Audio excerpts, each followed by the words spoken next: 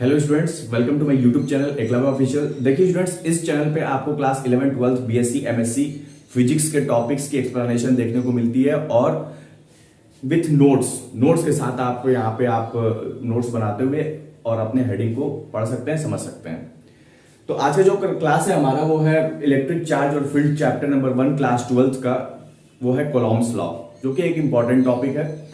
Coulomb's law समझने के लिए आपको ये समझना जरूरी है कि अगर हमारे पास लाइक चार्जेस हैं तो वो आपस में रिपेल करते हैं, और जो हमारे पास अनलाइक चार्जेस हैं वो आपस में अट्रैक्ट करते हैं एक दूसरे को। तो कूलॉम्स लॉ बेसिकली क्या कहती है कि उन दो चार्जेस के बीच के जो रिपेल कर रहे हैं या अट्रैक्ट कर रहे हैं, उन दो चार्जेस के बीच के मैग्नीट्यूड को फाइंड कैसे हम करेंगे। तो with the help of Coulomb's law उन दोनों चार्जेस के बीच के मैग्नीट्यूड को हम फाइंड करते हैं। ठीक है, तो कूलॉम्स लॉ बेसिकली क्या कहती है, देखिए, the force of interaction between any two charges is the product of the charges.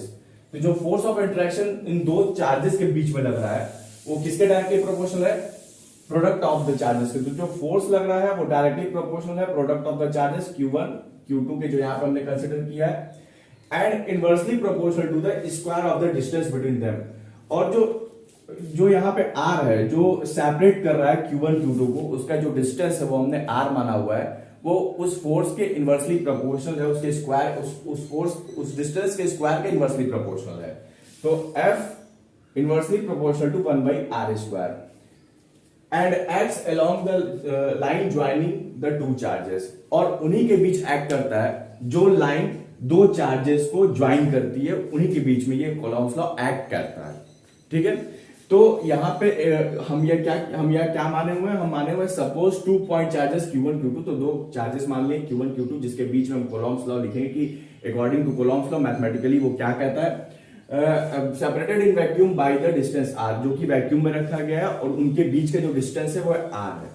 तो अकॉर्डिंग टू कूलॉम्स लॉ यही कहता है कि F proportional to Q1 Q2 और F inversely proportional to 1/r square. इसको मैथमेटिकली अगर हम एक साथ लिखें तो हम कैसे लिख सकते हैं, तो ये हो जाएगा F proportional to Q1 Q2 upon में r स्क्वायर। क्लियर। अगर यहां से हम प्रोपोर्शनल का साइन यहां से हटाएं तो यहां कांस्टेंट आ जाएगा, तो F बराबर K Q1 Q2 अपॉन में r स्क्वायर हो जाएगा। जहां K क्या है, वेयर K हमारा क्या है, इलेक्ट्रोस्टैटिक कांस्टेंट है, वेयर K इलेक्ट्रोस्टैटिक कांस्टेंट है। जहां K की अगर वैल्यू को डिफाइन किया जाए तो K की जो वैल्यू होती है वो होती है 1/4 पाई एप्सिलॉन नॉट। ठीक है, और जिसकी वैल्यू होती है 9 × 10⁹। तो इसका जो यूनिट होगा वो क्या होगा, तो इसका जो यूनिट होता है वो होता है न्यूटन मीटर स्क्वायर पर कूलॉम्ब स्क्वायर। ये कैसे हो गया, देखिए F हमारा, F का यूनिट न्यूटन और ये डिस्टेंस हमारा मीटर, तो इसको क्रॉस मल्टीप्लिकेशन कीजिए तो न्यूटन मीटर स्क्वायर और Q का होता है कूलॉम्ब, इसका भी कूलॉम्ब, तो C × C कूलॉम्ब का स्क्वायर, ये नीचे आ जाएगा, मींस आपका हो जाएगा न्यूटन मीटर स्क्वायर पर कूलॉम्ब स्क्वायर, K का यूनिट हो जाएगा। जो हमारा एप्सिलॉन नॉट है यहाँ पे वो है electrical permittivity in free space, electrical permittivity in free space. देखिए यहां पे हम फ्री स्पेस की बात कर रहे हैं, और जैसे ही फ्री स्पेस या वैक्यूम की बात हो रही है तो फ्री स्पेस और वैक्यूम के लिए जो एप्सिलॉन नॉट की वैल्यू होती है वो 8.85 × 10⁻12। तो यहां पे इसका यूनिट क्या हो जाएगा, इसका यूनिट जस्ट इसका उल्टा हो जाता है, जस्ट इसका अपोजिट हो जाता है। देखिए क्यों, क्योंकि K के जस्ट इनवर्सली प्रोपोर्शनल है, इसका जस्ट उल्टा अपोजिट यूनिट हो जाएगा। तो यहाँ पे अगर न्यूटन मीटर स्क्वायर पर कूलॉम्ब स्क्वायर, तो यहाँ पे हो जाएगा कूलॉम्ब स्क्वायर पर न्यूटन मीटर स्क्वायर हो जाएगा। क्लियर।